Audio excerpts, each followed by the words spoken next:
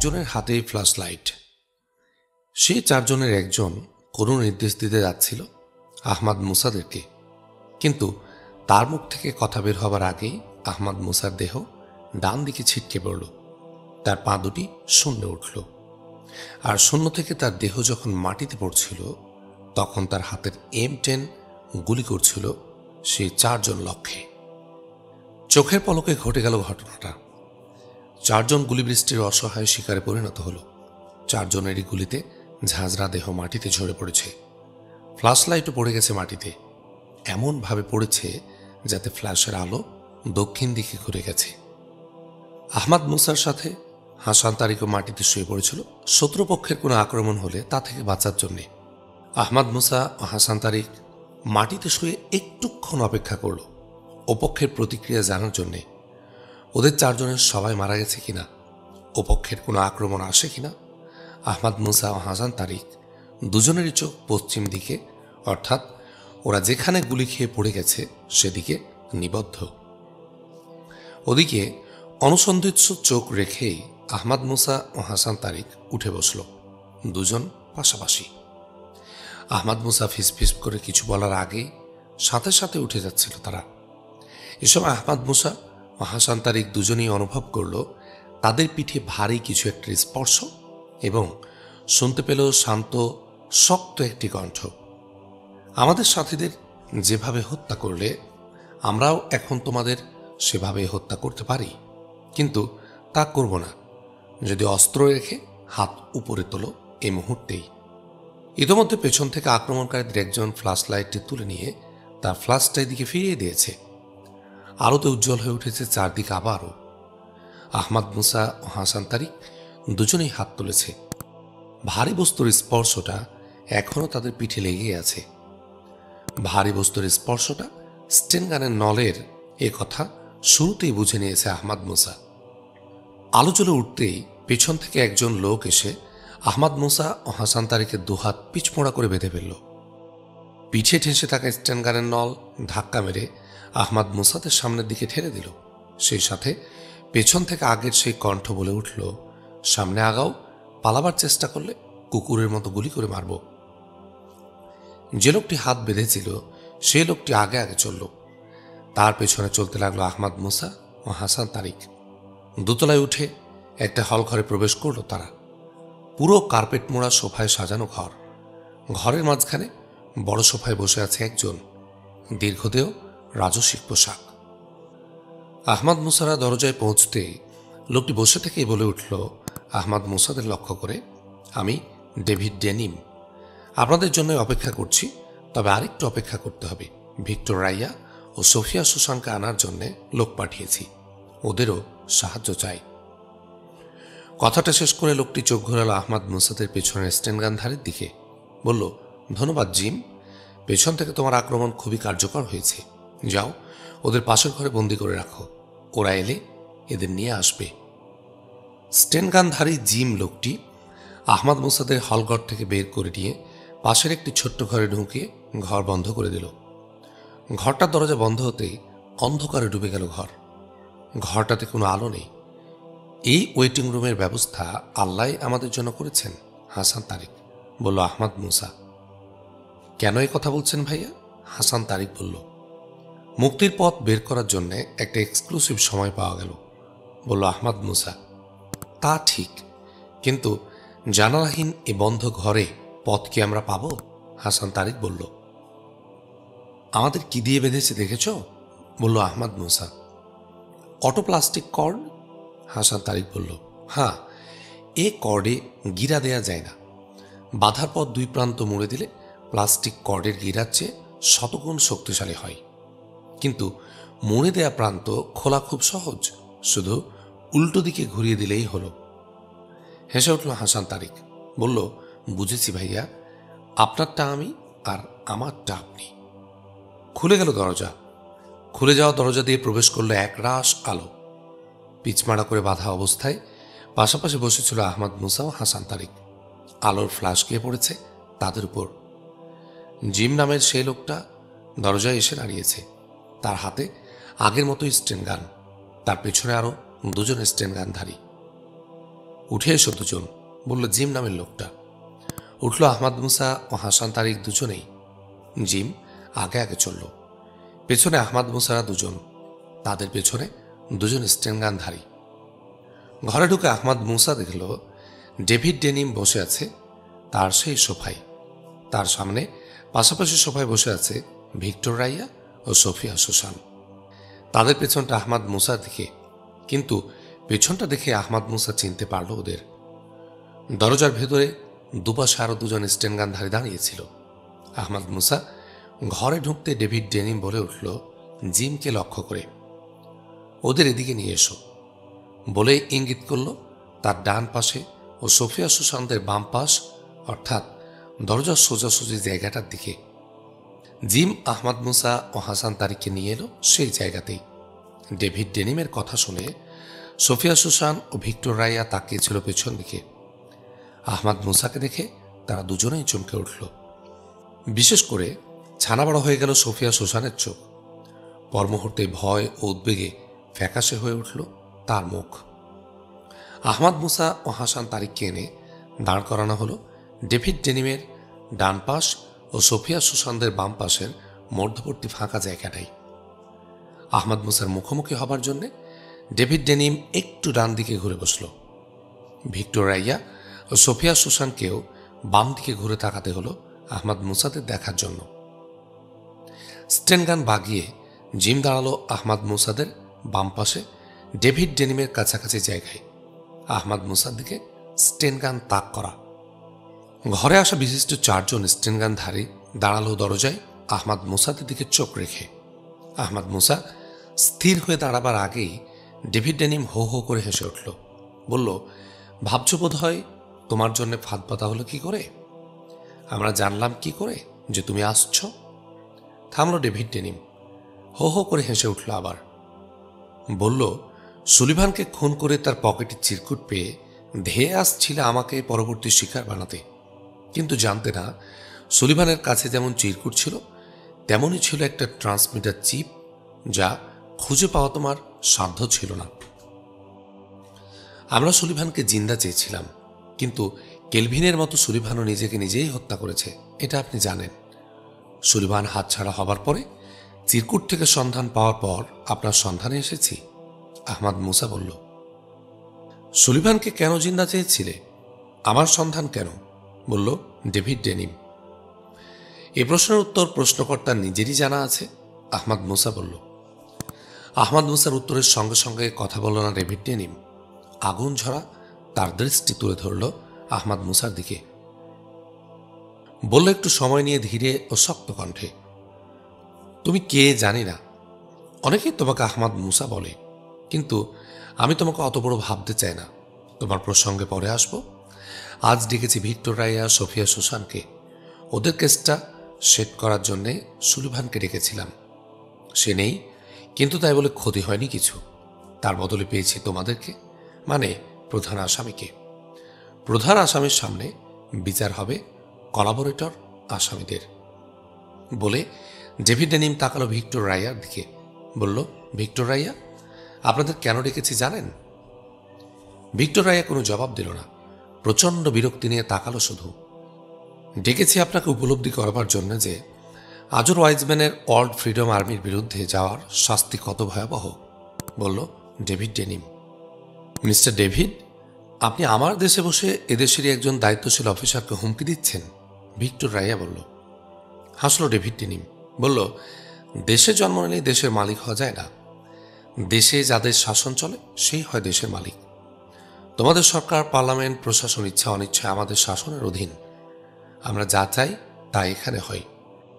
গোলাম বেয়াদব বিদ্রোহী হলে তার কি পরিণাম হওয়া উচিত, ভিক্টর রাইয়া? মিস্টার ডেভিড, ভালো লোকদের শুভেচ্ছাকে, করুণাকে গোলামি বলে ভুল করছেন। দেশ কেউ বিক্রি করেনি আপনাদের কাছে, বলল ভিক্টর রাইয়া। আবার হাসল ডেভিড ডেনিম, বলল, ভিক্টর, শুভেচ্ছার বিনিময়ে, করুণার বিনিময়ে কেউ বিলিয়ন বিলিয়ন ডলার হস্তগত করে না, আবার কেউ বিলিয়ন বিলিয়ন ডলার দিয়ে শুভেচ্ছা করুণা কেনে না। যখন এ ধরনের বিনিময় হয় তখন সেটা হয়ে থাকে ক্রয় বিক্রয়। সুতরাং আপনারা বিক্রি করেছেন, আমরা কিনে নিয়েছি। কৃতদাসরা নিছক গোলামের চেয়েও নিকৃষ্ট কিছু। চুপসে গেল ভিক্টর রাইয়ার মুখ। কোনো উত্তর সে দিল না। সেই হাসি হাসল আবার ডেভিড ডেনিম। বলল, ভিক্টর রাইয়া, পলা জোন্সের বাড়ির হত্যাকাণ্ড, এমানুয়েলের বাড়িতে সংঘটিত হত্যাকাণ্ড এবং গোয়েন্দা সদর দপ্তরের হত্যাকাণ্ড আপনার জ্ঞাতসারেই হয়েছে। বিশেষ গোয়েন্দা সদর দপ্তরের হত্যাকাণ্ডে আপনি ও সোফিয়া সুসান শরিক ছিলেন। হত্যার বদলে হত্যার নির্দেশ এসেছে আমাদের কাছে। উদ্বেগ ফুটে উঠেছে ভিক্টর রাইয়ার চোখে মুখে। এবারও কোনো কথা বলল না ভিক্টর রাইয়া, কথা বলল সোফিয়া সুসান। তার চোখ মুখ লাল হয়ে উঠেছিল, প্রবল ক্রোধ ঠিকরে পড়ছিল তার চোখে মুখে। বলল সে, টাকায় বিক্রি হওয়া কয়েকজন লোক দেশের মালিক নয়। দেশের মালিক দেশের জনগণ। তারা কখনো আপনাদের গোলাম নয়। দেশও আপনাদের কেনা সম্পত্তি নয়। আর মিস্টার ডেভিড, আপনাদের ক্রাইম আপনাদেরকে যে পরিণতির স্বীকার করেছে তার দায় অন্যের ঘাড়ে চাপাবেন না। ভীষণ উত্তেজিত কণ্ঠ সোফিয়া সুসানের। কথাগুলো বলে একটু থামল সোফিয়া সুসান। একটু দম নিয়ে সোফিয়া সুসান আবার বলে উঠল, আব্বা উঠুন, আর এক মুহূর্ত নয় এখানে। উঠে দাঁড়ালো তারা। সোজা হয়ে বসল ডেভিড ডেনিম। বলল সোফিয়া সুসানকে লক্ষ্য করে, এটা তোমার কমান্ডো হেডকোয়ার্টার নয়, এটা তোমার প্রভুর হেডকোয়ার্টার। বলে একটু থেমে আবার বলা শুরু করল, তোমার শরীর বোধহয় একটু বেশি গরম, আমরা ঠান্ডা করতেও জানি। কথা শেষ করে ডেভিড ডেনিম তাকালো দরজায় দাঁড়ানো একজন স্টেনগানধারীর দিকে। বলল, ডগ, তুমি তো মেয়েদের সঙ্গে একটু বেশি পছন্দ করো। এসো, সুসানকে একটু ঠান্ডা করে দিয়ে যাও। তার পূজনীয় পিতা সহ সবাই দেখুক তার দেহের গরম কিভাবে ঠান্ডা হয়। বলে ডেভিড ডেনিম তাকালো আহমাদ মুসা ভিক্টর রাইয়ার দিকে। বলল, ভাববেন না, ওর একটুও লজ্জা আছে। ওকে আদর করে সবাই আমরা ডগ বলে ডাকি। এই ডগ কুস্তি লড়ত, এখন আমাদের বাহিনীতে। ডগ নামের লোকটা সোফিয়া সুসানের সামনে এসে দাঁড়ালো। তার হাতের স্টেনগানটা সে কাঁধে ঝুলালো। তারপর দু হাত বাড়িয়ে সুসানকে ধরে দাঁড় করাতে গেল। সঙ্গে সঙ্গে স্প্রিংয়ের মতো উঠে দাঁড়ালো ভিক্টর রাইয়া। প্রচণ্ড এক ঘুষি লাগালো ডগকে লক্ষ্য করে। ঘুষিটা তার চোখের নিচটাকে আহত করল। ফিনকি দিয়ে রক্ত বেরিয়ে এলো সেখান থেকে। ডগ এর নিচু হয়ে যাওয়া হাতটা ঘুরে এলো ভিক্টর রাইয়ার দিকে। দুহাত তার জড়ো হলো। তারপর তা গিয়ে আঘাত করল ভিক্টর রাইয়ার কপালে।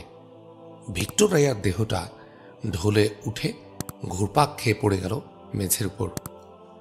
চোখের পরকে ঘুরে এলো ডগ এর দুহাত আবার সুসানের দিকে। পড়ে গিয়ে টলতে টলতে আবার উঠে দাঁড়াচ্ছিল ভিক্টর রাইয়া। বলছিল সে, আমি বেঁচে থাকতে আমার মেয়ের গায়ে হাত দিতে পারবে না, কুকুর। ঠিক সে সময় চোখের পলকে বেরিয়ে এলো ডেভিড ডেনিমের হাত পকেট থেকে রিভলভার সমেত। রিভলভার থেকে একটা গুলি বেরিয়ে এলো। তা গিয়ে আঘাত করল ভিক্টর রাইয়ার ডান হাতের কবজিকে। বলে উঠল ভিক্টর ডেনিম সেই সাথে, এই কিছু নয় ভিক্টর রাইয়া, আমার ডগের গায়ে হাত তোলার ছোট্ট শাস্তি। একটু অপেক্ষা করো, সুসানের পর তোমার পালা আসছে। ভিক্টর রাইয়া আর্তনাদ করে উঠে বাম হাত দিয়ে ডান হাতটা চেপে ধরে বসে পড়েছিল। সোফিয়া সুসান ডগের হাতটাকে পাশ কাটিয়ে চেষ্টা করল তার আহত পিতার দিকে ছুটে আসতে, কিন্তু ডগ তার বাঁ হাত দিয়ে খামচে ধরল সুসানের শার্টের কলার এবং একটা হ্যাঁচকা টান দিয়ে টেনে নিল নিজের দিকে। শার্টের বাম পাশটা ছিঁড়ে কাঁধের নিচে নেমে এলো। সোফিয়া সুসানের বাম কাঁধটা আহত ছিল। ওখানে আঘাত পাওয়ায় কোঁকিয়ে উঠল সে, কিন্তু কোঁকিয়ে উঠলেও সে সোজা হয়ে দাঁড়িয়ে তার ডান হাতের ঘুষি চালালো ডগের বাম চোখের সে আহত জায়গাতে। কমান্ডো সুসানের এই ঘুষিটা খুবই কার্যকর। থমকে গিয়েছিল ডগ, দুহাতে চেপে ধরেছিল বাম চোখ, কিন্তু পরক্ষণে দুহাত নেমে এলো চোখ থেকে। তার রক্তাক্ত চেহারা ভয়ঙ্কর হয়ে উঠল। কুস্তির প্রতিপক্ষের মতোই সে ঝাঁপিয়ে পড়ল সুসানের উপর। কমান্ডো সুসান চকিতে নিজেকে সরিয়ে নিল। ডগ উপুড় হয়ে হুমড়ি খেয়ে পড়ল সোফার উপর। সঙ্গে সঙ্গে সুসান তার ডান হাতের কনুইটাকে তীব্র বেগে ছুড়ে দিল ডগের পিঠের ডান পাশটা লক্ষ্য করে। আঘাত করে ডগের স্টেনগানটা কেড়ে নিল, কিন্তু স্টেনগান নিয়ে সোজা হয়ে দাঁড়াবার আগে ডেভিড ডেনিমের রিভলভারের গুলি গিয়ে বিদ্ধ করল সোফিয়া সুসানের ডান হাত। তার হাত থেকে স্টেনগান পড়ে গেল। জিম, তুমি স্টেন গানটা সরিয়ে নাও। ডগটা এক্ষুনি উঠবে, তার কাজটা শেষ করা পর্যন্ত আমরা অপেক্ষা করব, বলল ডেভিড ডেনিম জিমকে লক্ষ্য করে। জিম তার স্টেন গান আহমাদ মুসাদের দিকে তাক করে মূর্তির মতো দাঁড়িয়েছিল। তার দৃষ্টি সে মুহূর্তের জন্য আহমাদ মুসাদের থেকে বিচ্ছিন্ন করেনি। ডেভিড ডেনিমের নির্দেশ পেয়ে সে নড়ে বসল, মাথা ঘুরিয়ে তাকালো সুসানের কাছে পড়ে থাকা স্টেন গানের দিকে। আহমাদ মুসা এই সুযোগেরই অপেক্ষায় ছিল। পিছমোড়া করে বাঁধা আহমাদ মুসার দুহাত নড়ে উঠল, তার হাতের খোলা বাঁধনটি খসে পড়ল হাত থেকে। চোখের পলকে আহমাদ মুসার দুহাত ছুটে গেল জিমের স্টেন গানের দিকে, কেড়ে নিল স্টেন গান। কেড়ে নিয়ে আহমাদ মুসা ফায়ার করল দরজায় দাঁড়িয়ে থাকা তিনজনকে লক্ষ্য করে। জিম ঘুরে দাঁড়িয়েছিল, কিন্তু ততক্ষণে আহমাদ মুসার স্টেন গানের ব্যারেল ঘুরে এসেছে জিমকে লক্ষ্য করে। ওদিকে হাসান তারিক ঝাঁপিয়ে পড়েছে ডেভিড ডেনিমের উপর। সে তার রিভলভার তুলছিল আহমাদ মুসাকে লক্ষ্য করে। ডেভিড ডেনিম আহমাদ মুসাকে লক্ষ্য করে ট্রিগার টিপতেই যাচ্ছিল। হাসান তারিক তার উপর ঝাঁপিয়ে পড়ায় ডেভিড ডেনিমের হাতটি বেঁকে যায় এবং সেই সাথে ফায়ারও হয়ে যায়। বুলেটটি গিয়ে বিদ্ধ হয় ডেভিড ডেনিমের দু চোখের সন্ধিস্থলে, মাথাটা এফোড় ওফোড় হয়ে যায়। এদিকে ডগ উঠে দাঁড়িয়ে তার স্টেন গান হাতে তুলে নিয়েছে। তার স্টেন গানের ব্যারেল ঘুরে আসছে আহমাদ মুসার দিকে, কিন্তু তার আগেই সে আহমাদ মুসার তৃতীয় ফায়ারের শিকার হল। উৎকর্ণ হয়ে উঠল আহমাদ মুসা। বাইরে অনেকগুলো পায়ের শব্দ, এদিকেই ছুটে আসছে। আহমাদ মুসা নিজের জ্যাকেটটি খুলে সোফিয়া সুসানের দিকে ছুড়ে দিয়ে ছুটল দরজার দিকে, বলল, হাসান তারিক, তুমি এসো। আহমাদ মুসা দরজায় পৌঁছার আগেই কয়েকজন দরজায় এসে গিয়েছিল, প্রত্যেকের হাতেই স্টেন গান। দরজায় যারা এসে দাঁড়িয়েছিল তারা ভেতরের অবস্থা বুঝার জন্য একটু সময় নিয়েছিল। এ সময়টুকুই ছিল আহমাদ মুসার জন্য বোনাস। আহমাদ মুসা দরজার দিকে এগোনো অবস্থাতে তার স্টেন গানের ট্রিগার টিপে দরজার উপর দিয়ে ঘুরিয়ে নিল। 5 জন ওরা এসে দাঁড়িয়েছিল দরজায়। দরজার উপর স্তূপ হয়ে পড়ে গেল ওদের লাশ। আহমাদ মুসা ও হাসান তারিক দুজনে গিয়ে দরজায় দাঁড়ালো। দুজন দুদিকে উকি দিল। আহমাদ মুসা উকি দিয়েছে বাঁ দিকে, এদিকেই নিচে নামার সিঁড়ি। আহমাদ মুসা দেখল সিঁড়িমুখ থেকে একটু এদিকে দুজন দাঁড়িয়ে। দ্বিধাগ্রস্তভাবে ওরা এগিয়ে আসছিল। ওদের স্টেন গানের ব্যারেল কিছুটা নিচু। আহমাদ মুসা ওদের দেখেই বলে উঠল, স্টেন গান হাত থেকে ফেলে দাও। ওরা দেখে ফেলেছে আহমাদ মুসাকে। সোজা হয়ে দাঁড়িয়েছে ওরা। ওদের স্টেন গান উঠে আসছে আহমাদ মুসার লক্ষ্যে, কিন্তু লক্ষ্য পর্যন্ত উঠে আসার সুযোগ পেল না ওদের স্টেন গান। তার আগেই স্টেন গান থেকে ছুটে যায় এক ঝাঁক গুলি স্টেন গান ধারীদের দেহকে ঝাঁঝরা করে দিল। হাসান তারিক আহমাদ মুসার পাশে দাঁড়িয়েছিল। হাসান তারিক, তুমি দুপাশের ঘরগুলো দেখো, কোনো কাগজপত্র পাওয়া যায় কিনা, আমি এদের সার্চ করে দেখি, বলল আহমাদ মুসা। আহমাদ মুসা ঘরে প্রবেশ করল।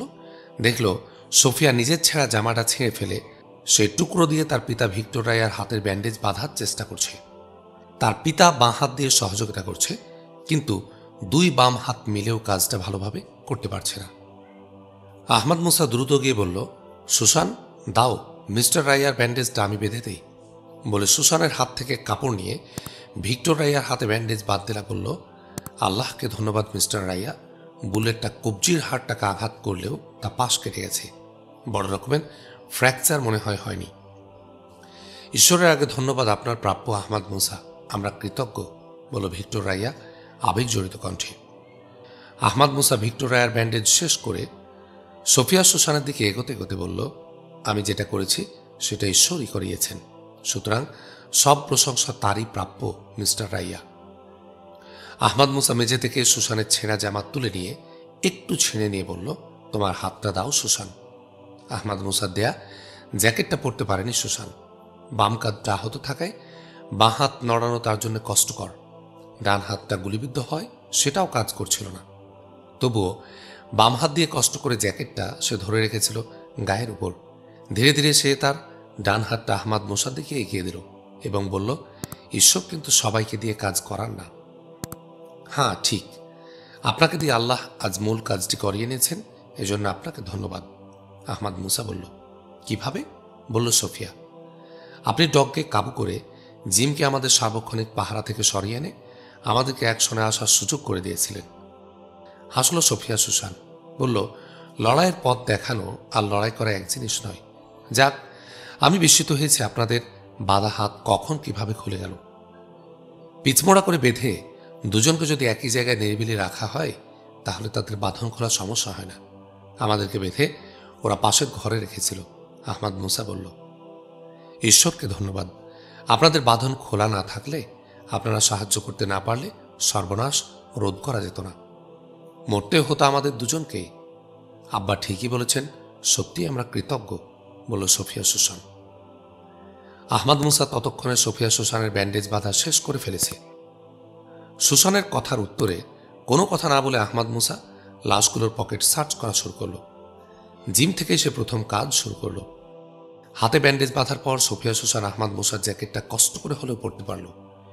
জ্যাকেট পরে নিয়ে সোফিয়া সুসান বলল, সার্চে আমিও আপনাদের সাহায্য করতে পারি, বলে সোফিয়া সুসান সার্চের জন্য ডেভিড ডেনিমের দিকে তাকালে, আসলে আপনি কি চাচ্ছেন আহমাদ মুসা, প্রশ্ন করল ভিক্টর রাইয়া আহমাদ মুসাকে। সাউতোরাহ দ্বীপ সম্পর্কে জানতে চাই সাউতোরাহ দ্বীপে ওদের যাতায়াতের মাধ্যম মিনিসাব এর গতিবিধি, আহমাদ মুসা বলল। মিনিসাবের গতিবিধি দিয়ে কি করবেন? সাউতোরা যাবার জন্য কি মিনিসাব ব্যবহার করতে চান? জিজ্ঞাসা ভিক্টর রাইয়ার। ঠিক তাই, বলল আহমাদ মুসা। কেন? যে কোনোভাবেই তো সাউতোরা যাওয়া যায়, সোফিয়া সুসান বলল। যাওয়া যায়, কিন্তু তাতে মিশন সফল হওয়ার সম্ভাবনা কম। আকাশপথ কিংবা সি সারফেস, দুপথের যেদিক দিয়ে যাওয়া হোক না কেন, ওদের চোখে ধরা পড়তে হবে। তাতে তারা বন্দীদের নিয়ে পালাবার সুযোগ পাবে মিনিসাবে করে, অথবা বন্দীদের হত্যা করে তারা আমাদের মিশনটাকে ব্যর্থ করে দিতে পারে, বলল আহমাদ মুসা। বুঝেছি, বলল সোফিয়া সুসান। তারপর তাকালো তার পিতা ভিক্টর রাইয়ার দিকে, বলল, তাহলে আব্বা তুমি একটা ব্যবস্থা করো মিনিসাবের, সেটাতে চড়ে ওরা যাবেন। মিনিসাব বা সাবমেরিন আমাদের গোয়েন্দা বিভাগের নেই, নৌবাহিনীর আছে, কিন্তু সেসব ডিফেন্স কমান্ডোর অধীন, বলল ভিক্টর রাইয়া। হ্যাঁ, আমরা কমান্ডো ইউনিট মিনিসাব ব্যবহার করি, কিন্তু এই মিনিসাবগুলো যাতায়াত কেন্দ্রীয়ভাবে মনিটর করা হয়। নিশ্চয়ই সাউতোরাহ দ্বীপে অ্যালাউ করবে না, তবে সাউতোরাহের জন্য বিশেষ প্রোগ্রাম তৈরি করা যায় আজ এদের যে ভয়াবহ রূপ দেখলাম তার ভিত্তিতে, সোফিয়া সুসান বলল। না সুসান, এভাবে প্রোগ্রাম তৈরি করলেও তারা কোনো কাজে দেবে না, কারণ এই খবর ফাঁস হয়ে যাবে এবং সাউতোরাহ সাবধান হয়ে যাবে। দ্বিতীয়ত, আমি শুনেছি সাউতোরাহ দ্বীপের আকাশ থেকে তোলা গোয়েন্দা ফটোতে সাউতোরাহ দ্বীপে কোনো ডেক বা কোনো জেটি খুঁজে পাওয়া যায়নি, এমনকি মানুষের বসবাসযোগ্য কোনো স্থাপনাও নয়। এই অবস্থায় তোমাদের মিনিসাব ওখানে পৌঁছলেও লাভ হবে না, ওদের ঘাঁটি খুঁজে পাওয়া যাবে না, বলল আহমাদ মুসা। সার্চ করে ফেলা সোফিয়া সুসান সোজা হয়ে দাঁড়ালো, তাকালো সে আহমাদ মুসার দিকে, তার চোখে বিস্ময়ে বিমুগ্ধ দৃষ্টি। কিছু বলার জন্য সে মুখ হা করছিল, কিন্তু তার আগেই তার পিতা ভিক্টর রাইয়া বলে উঠলেন, ঠিক বলেছেন, এমন গোয়েন্দা ছবি আমিও দেখেছি, আপনার কথা ঠিক। ভিক্টর রাইয়া থামতেই সোফিয়া সুসান বলে উঠল, আপনি এত কিছু চিন্তা করছেন, এত দূরদৃষ্টি আপনার। আপনি তথ্য ফাঁস হওয়ার কথা বললেন, কিন্তু সিদ্ধান্ত হবে কমান্ডো অপারেশন কমান্ডার থেকে, সেখান থেকে তথ্য ফাঁস হওয়ার কোনো সম্ভাবনা নেই। হাসল আহমাদ মুসা, বলল, তোমার কথাই হয়তো ঠিক, কিন্তু একটু আগে ডেভিড ডেনিমের কাছ থেকে জেনেছ ওরা টাকা দিয়ে সবকিছুই কিনে থাকে। এটা সত্য হলে ওদের কেনার হাত কোন পর্যন্ত পৌঁছেছে সেটা তুমি জানবে কি করে? সুতরাং সন্দেহ থেকেই যায়। মুখ ম্লান হয়ে গেল সোফিয়া সুসানের। ছোট্ট করে বলল, সরি মিস্টার আহমাদ মুসা, আমাদের জাতির দুর্ভাগ্য যে তাদের শ্রেষ্ঠ সন্তানেরাও বিক্রি হয়, বলে আবার সার্চ করায় মনোযোগ দিল সোফিয়া সুসান। এটা আপনার জাতির একার দুর্ভাগ্য নয়, পৃথিবীর বহু দেশের বহু জাতির অসংখ্য শ্রেষ্ঠ সন্তান ইহুদিবাদীদের টাকার কাছে বিক্রি হয়েছে, অথবা ওদের ষড়যন্ত্রের ফাঁদে আত্মসমর্পণ করতে বাধ্য হয়েছে। শতাধিক বছর ধরে George Washington, Abraham Lincoln, Thomas জেফারসনের দেশ মার্কিন যুক্তরাষ্ট্র ওদের কূটবুদ্ধির দ্বারা ডমিনেটেড হয়েছে।